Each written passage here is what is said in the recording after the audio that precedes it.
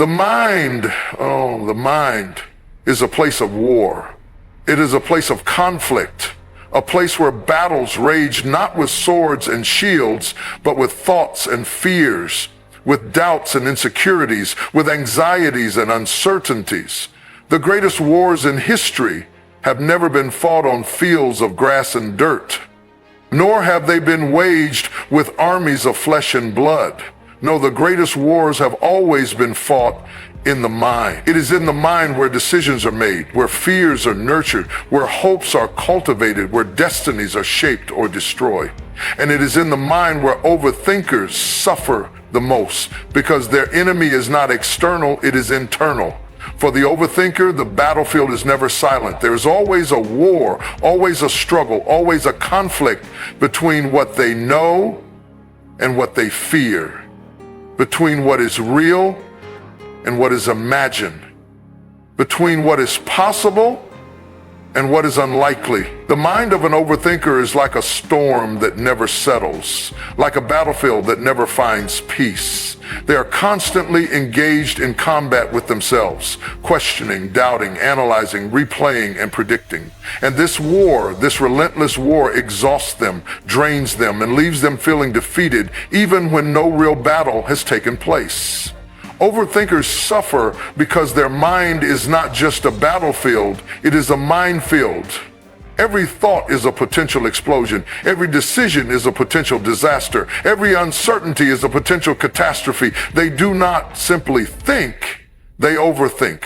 They do not simply analyze, they overanalyze. They do not simply consider possibilities, they create an infinite number of worst-case scenarios, each one more terrifying than the last. And the worst part? Most of what they fear never even happens. But that does not stop their mind from waging war. That does not stop the cycle of fear, doubt, and hesitation from taking over. The battlefield of the mind is not one that is fought with visible weapons, but it is one that wounds deeply. It is one that leaves scars. Scars that cannot be seen by the human eye, but scars that are felt in the soul. Overthinkers do not bear their wounds outwardly, but inwardly they are bleeding. Inwardly they are struggling to hold themselves together. Inwardly they are at war with the past, at war with the future, at war with themselves. For the overthinker, every decision feels like life or death. Should I go left or should I go right? Should I say this or should I say that? Should I move forward or should I wait? And in the time it takes them to make a decision, the opportunity often passes. They are trapped in hesitation, bound by indecision because their mind will not allow them to move freely. Every possible mistake plays out in their head like a horror movie that never ends. They see themselves failing before they ever get a chance to succeed. They see themselves losing before they ever get a chance to win. And in the midst of all of this internal chaos, they suffer. The battlefield of the mind is also one of repetition. Overthinkers do not simply experience pain once, they experience it over and over again. They do not simply regret once, they regret for years.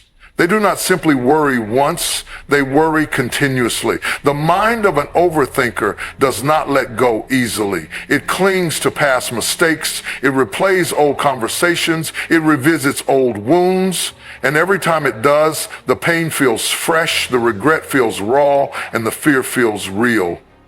They do not need new battles to fight because they are still fighting battles from 10 years ago. And oh, how exhausting it is to live like this. How exhausting it is to fight wars that have no real enemy, to run races that have no finish line, to carry burdens that were never meant to be carried. The battlefield of the mind is relentless. It does not let up. It does not pause for rest. It does not allow the overthinker to breathe, to relax, to trust.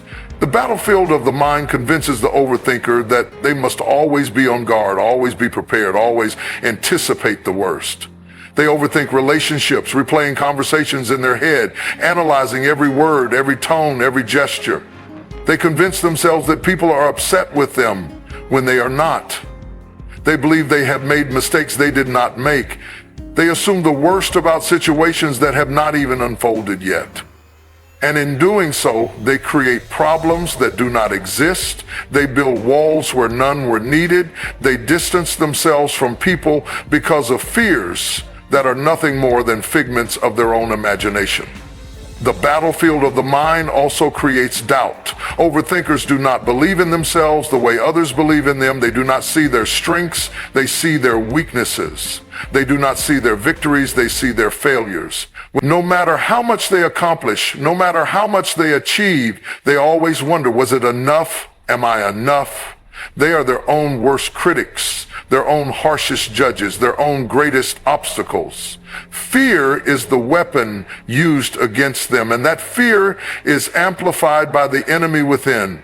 Fear of failure, fear of rejection, fear of the unknown, fear of making the wrong choice, fear of losing control. The overthinker wants certainty, but life does not offer certainty, and because they cannot have certainty, they live in fear. They do not trust themselves to make decisions because they are afraid of making the wrong one. They do not trust others because they are afraid of being hurt.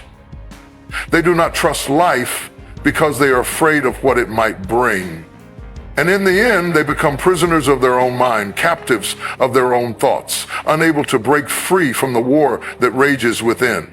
And so the battlefield remains. The war continues. The thoughts keep coming. The fears keep whispering. The doubts keep speaking. And the overthinker suffers, not because life is unkind to them, but because their own mind has become their greatest enemy.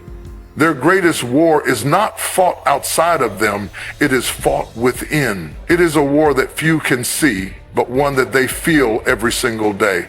And as long as their mind remains a battlefield, the war will never end. There is a weight that is heavier than any burden the body can carry. A weight that presses down on the chest, that clings to the shoulders, that lingers in the mind long after the day is over. It is not the weight of physical exhaustion, nor is it the weight of labor or toil. It is the weight of what if. What if I fail? What if I make the wrong choice? What if I disappoint them? What if I never recover? What if everything goes wrong? What if I never get another chance? The mind of an overthinker is consumed by these questions, trapped beneath the crushing force of possibilities that may never even come to pass. The weight of what if is not the weight of reality, but the weight of imagination. An imagination that does not serve as a tool of creativity or vision, but as a weapon of fear and hesitation. It is the weight of uncertainty, the weight of doubt, the weight of fear disguised as preparation. And oh, how heavy it is. The weight of what if makes every step feel uncertain. Every decision, no matter how small, carries with it a storm of internal debate. Should I go? Should I stay? Should I speak? Should I remain silent? Should I take the risk? Or should I wait for more clarity? And in the midst of this endless questioning, time moves forward. Opportunities pass by.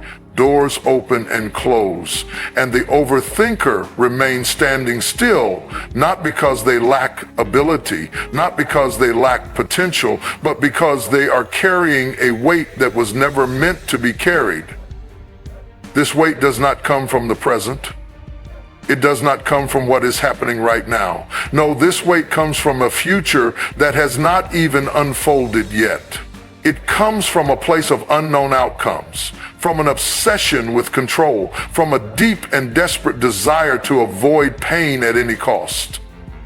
The overthinker does not just live in the moment. They live in every possible future moment, rehearsing scenarios, predicting failures, bracing for impact even when there is no impact to brace for. And the weight grows heavier with every thought.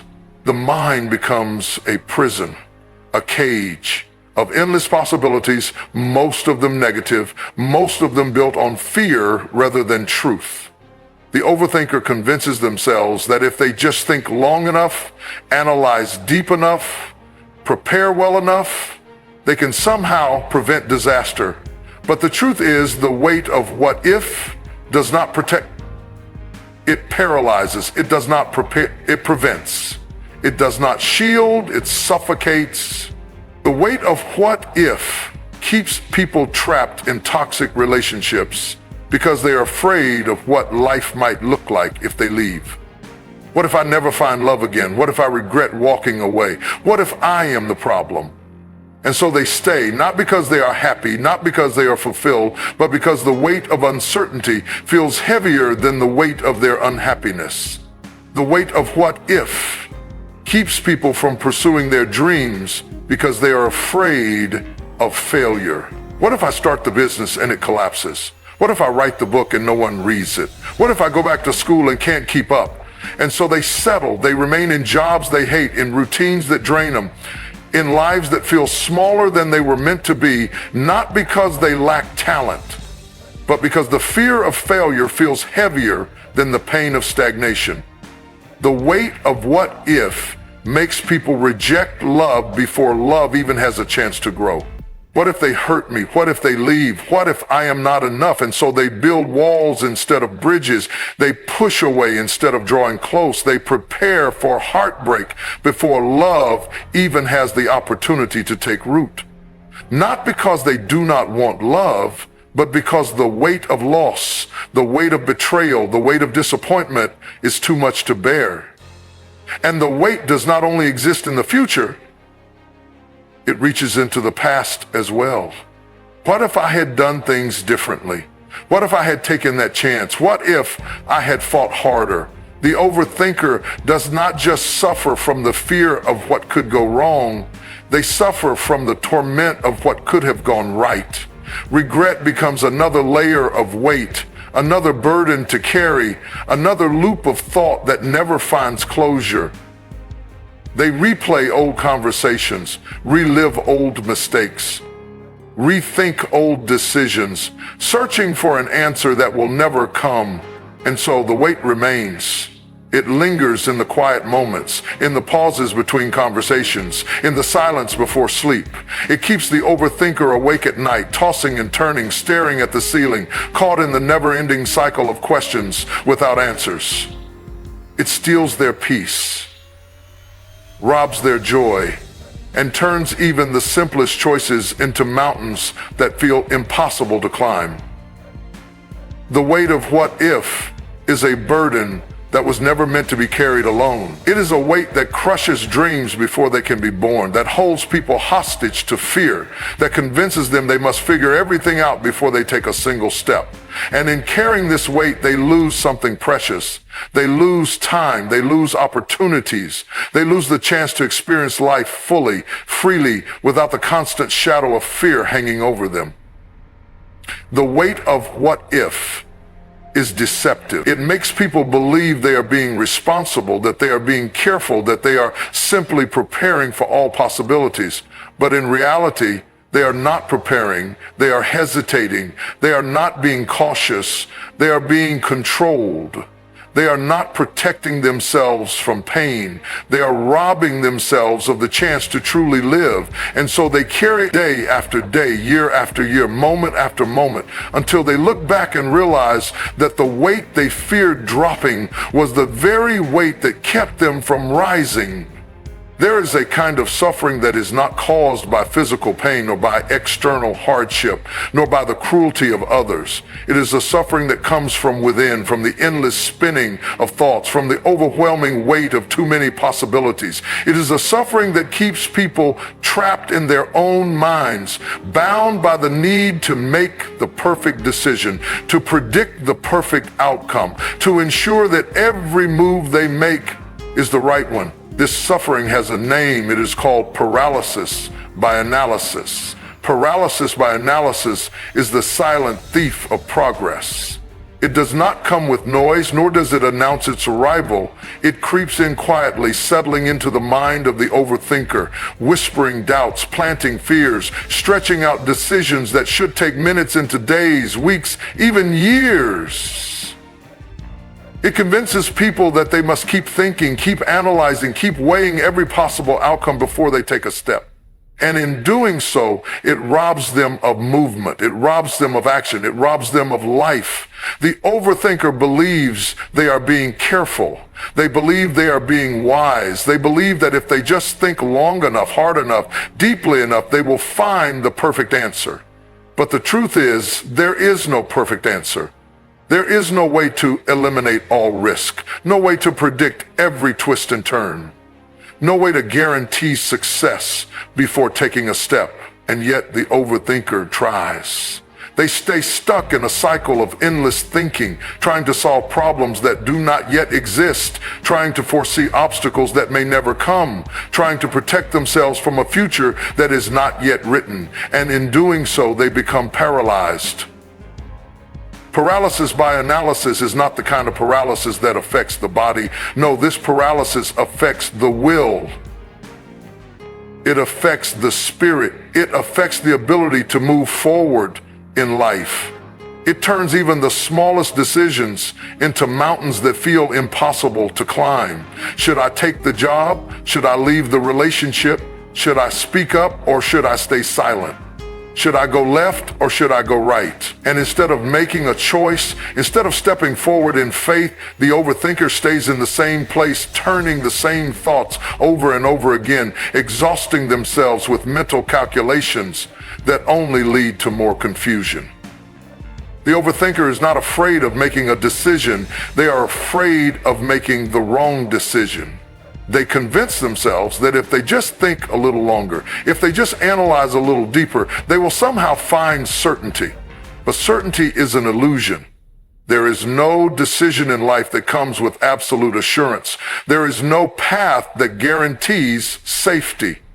And so in their desperate attempt to avoid mistakes, the overthinker makes the worst mistake of all. They do nothing. Paralysis by analysis creates a prison in the mind. It turns the overthinker into their own captor, locking themselves inside a cycle of hesitation, doubt, and second guessing. It keeps them from pursuing their dreams because they are too busy questioning whether they are good enough. It keeps them from taking risks because they are too busy calculating the chances of failure. It keeps them from living fully because they are too afraid of what might go wrong. And the saddest part, time does not wait. Life does not pause. While the overthinker is stuck in their head, the world keeps moving. Opportunities come and go, doors open and close, people rise and fall. And the overthinker, still trapped in their analysis, watches from the sidelines, wondering what could have been if they had just moved. Paralysis by analysis is not just a thief of time, it is a thief of confidence. The more an overthinker hesitates, the less they trust themselves. The longer they delay, the more they doubt their own abilities. They start to believe that they are incapable of making good choices, that they are too indecisive, too uncertain, too afraid. And this belief becomes a self-fulfilling prophecy. The more they question themselves, the harder it becomes to take action. The more they hesitate, the more they convince themselves that hesitation is necessary. And so the cycle continues. Paralysis by analysis does not discriminate. It affects students who are afraid to choose a major, professionals who are afraid to switch careers, creatives who are afraid to share their work, leaders who are afraid to make tough decisions, people who are afraid to love, afraid to try, afraid to leap. It whispers to them all the same lie. You need more time. You need more certainty. You need more proof. And so they wait. And wait, and wait. But the waiting never ends. There will always be more questions. There will always be more doubts. There will always be more what ifs and maybes and what about this scenarios. The mind of an overthinker is never quiet, never satisfied, never content with simple answers. It always wants more information, more assurance, more security. But life does not offer security. Life offers movement. Life offers action. And paralysis by analysis keeps people from stepping into the very life they were meant to live. This kind of paralysis does not always look like fear. Sometimes it looks like perfectionism. The overthinker tells themselves they are not stuck, they are just trying to get things just right. They tell themselves they are not hesitating, they are just being thorough. But thoroughness becomes an excuse. Perfectionism becomes a disguise for fear. And in the end, they stay in the same place, convincing themselves they are being productive, when in reality, they are simply avoiding movement. And the weight of this paralysis is unbearable. The mental exhaustion of constant thinking, the frustration of being unable to move forward, the regret of missed opportunities, all of it builds up, crushing the spirit, draining the energy, stealing the joy that comes from simply living.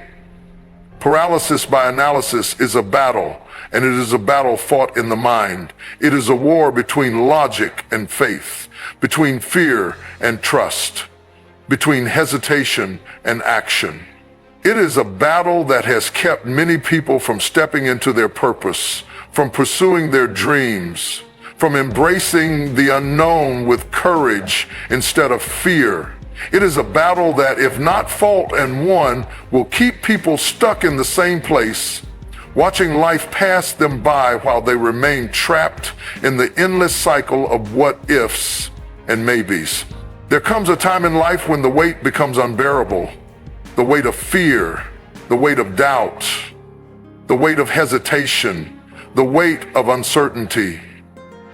There comes a time when the mind becomes a prison, where every thought feels like a chain, where every decision feels like a battlefield, where every step forward feels like an invitation for failure. There comes a time when the overthinker, the worrier, the one trapped in hesitation must ask themselves a single question. What if I stop trying to figure everything out? Because the truth is, the mind can only carry so much. It was never designed to bear the weight of the future, the burden of every possible outcome, the responsibility of controlling what only God can control. The human mind is powerful, but it is not all-knowing. Is brilliant, but it is limited. And yet so many people live as though they must have all the answers before they can move. They convince themselves that they must see the whole staircase before they take the first step. They believe that if they just think long enough, analyze deeply enough, plan carefully enough, they will somehow eliminate all uncertainty. But life does not work that way. Life does not give guarantees. Life does not wait for perfect plans. And this is where faith comes in. Faith is the breaking point. Faith is the moment where overthinking meets surrender. Faith is the decision to move forward without knowing everything. Faith is the refusal to stay trapped in fear simply because the outcome is unknown. Faith is trusting that even if you do not have all the answers, you have enough to take the next step. And faith, real, raw, unshakable faith, is what breaks the chains of paralysis, of anxiety, of hesitation.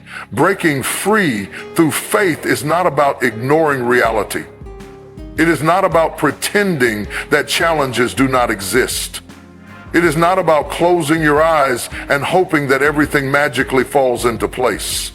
No, breaking free through faith is about making a choice to trust, a choice to move, a choice to believe that even when you do not know what comes next, you are not walking alone. Faith is what allows people to step out when logic says, stay still. Faith is what allows people to take risks when fear says, play it safe. Faith is what allows people to move forward even when the path ahead is unclear.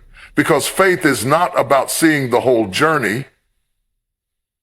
It is about trusting the one who walks with you. Fear says, what if I fail? Faith says, what if you succeed? Fear says, what if I make the wrong choice? Faith says, what if this is exactly where you are supposed to be? Fear says, what if I am not enough? Faith says you were never meant to do it alone. The overthinker wrestles with questions that have no answers. They spend days, weeks, even years trapped in hesitation, waiting for clarity that never comes, waiting for certainty that life does not offer. And the longer they wait, the heavier the chains become. But faith Faith does not wait for perfect conditions. Faith does not demand guarantees. Faith moves. Breaking free through faith is about stepping out, even when the voices in your head tell you to wait. It is about believing that even if you do not know the destination, the journey is worth taking. It is about trusting that even if you fall, you will be caught. Faith does not mean there will be no fear. It does not mean there will be no struggle. It does not mean that everything will work out exactly the way you imagine. But faith is what allows you to keep moving even when fear whispers for you to stop. Faith is what gives people the courage to leave relationships that no longer serve them, even when they do not know what comes next. Faith is what gives people the strength to walk away from jobs that drain their souls, even when the future is uncertain. Faith is what allows people to step into new opportunities, even when they feel unqualified. Because faith is not about having all the answers. It is about trusting that the answers will come when they are needed. The mind will always try to hold on to control. It will always try to predict, to plan, to prepare for every possible outcome. But there comes a moment when the mind must surrender to something greater. There comes a moment when overthinking must bow to trust. There comes a moment when faith must take the lead. And in that moment, the chains break. The fear begins to lose its grip. The hesitation starts to fade. Because faith is not just belief, it is action. Faith is not just a thought, it is movement. And when faith takes over, fear loses its power. Breaking free through faith means no longer letting fear dictate your choices. It means no longer living in a prison of what ifs and maybes. It means choosing to trust even when the path ahead is unclear. It means understanding that even if you do not see the way still exists. And so the question remains, will you wait for certainty or will you step out in faith? Will you stay trapped in overthinking, or will you break free? Will you allow fear to keep you stuck, or will you choose to move even when you do not have all the answers? Because faith, real faith, is not about seeing, it is about believing. It is about trusting that even when the road is dark, the one who guides you has already seen the way. It is about knowing that even if you stumble, even if you fall, you are never truly alone. Faith is what separates those who dream from those who do. Faith is what turns hesitation into boldness, doubt into confidence, fear into freedom. Faith is the key that unlocks the prison door. Faith is the bridge that carries people from stagnation to progress. Faith is the only way to truly break free.